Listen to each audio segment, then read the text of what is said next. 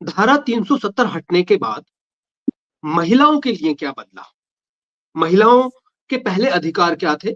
अभी अधिकार किस तरह से बदले हैं? हमारे साथ एडवोकेट अलीशा कोहली जी हैं। कोहली जी, किस तरह से आप देख रही हैं कि अभी महिलाओं के साथ क्या बदलाव हुए हैं? उनके जो हक हैं, वो किस तरह से मिले हैं उनको और परिस्थितियां अच्छी हुई हैं?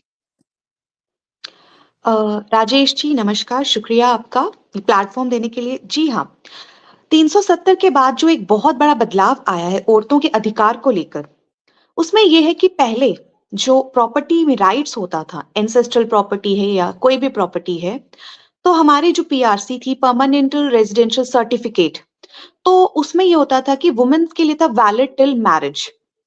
तो इस पे एक केस भी चला था काफी मदान हॉस्पिटल को लेकर, तो उस पे भी एक एम्बिग्यूटी से रही थी। No, it was not clear, question mark रह गया था कि क्या रहेगा शादी के बाद।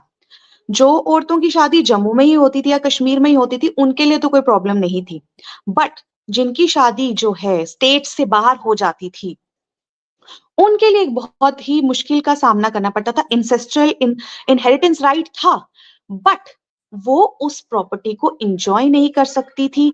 आगे उनके बच्चों तक वो प्रॉपर्टी जो है ट्रांसफर नहीं हो सकती थी, क्योंकि हमारे यहाँ पे जो प्रॉपर्टीज हैं वो स्पेशल ही जो है जम्मू कश्मीर के जो अवाम जनता के लिए ही थी, 370 से पहले।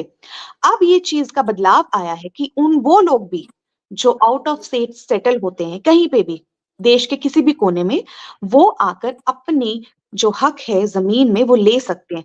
Earlier it was like they have to give up, या तो उनको अपना बेचना पड़ जाता था या तो रेलिंक्विश कर देना पड़ता था, बट वो उसमें उसको एंजॉय नहीं कर पाती थी। तो this is a very big landmark change in the status of a woman regarding to property.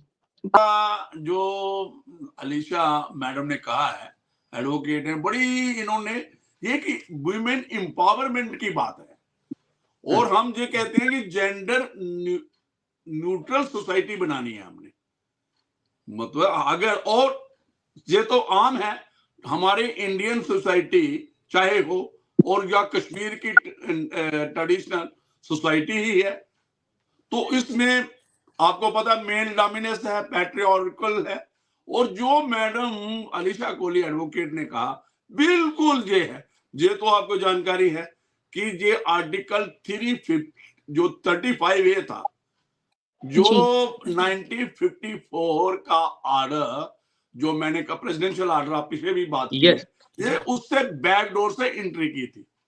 कुछ लोगों ने भ्रांति बनाई हुई थी कि ये स्टेट सब्जेक्ट का राइट जो 1927 में महाराजा ने दिया था। भाई महाराजा ने जब अपना कॉन्स्टिट्यूशन बन गया हमारा, जब डेमोक्रेटिक सिस्टम इंडिया में आ गया और पर्टिकुलरली जम्मू एंड कश्मीर में आ गया, तो फिर हमारे पास फंडामेंटल राइट्स भी इक्वल होने चाहिए थे, मेल और फीमेल के। आर्टिकल 14 की वायलेशन क्यों थी? कि जैसे मैडम अलीशा कोहली ने बताया कि भाई जो शादी कर लेती थी महिला, स्टेट से बाहर चले जाती थी, एक और क्लास था उसमें जो मैडम मैं थोड़ा क्लियर करूंगा, ये वैलिड मैरिज लिखा था। देखो कितनी एक किस्म का राइटर लगाया हुआ था कि महिला को शादी बाहर करने ही नहीं देगी स्टेट से, वो जम्मू के इर्द गिर्द, कश्मीर के इर्द गिर्द जहां पे ही रहेगी। अगर वो कर दिया अपना, उसको ये दबाव था कि आपके सारे राइट खत्म हो जाएंगे।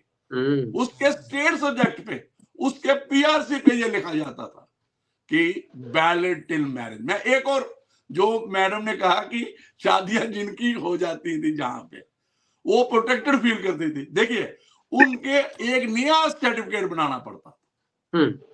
ठीक बात है मैडम की कि इनहेरिटेंस तो रहता था, लेकिन वो स्टेट सब्जेक्ट रही नहीं, पीआरसी रही नहीं। जब उसकी शादी बाहर हो गई तो वो प्रॉपर्टी कैसे कैरी करेगी?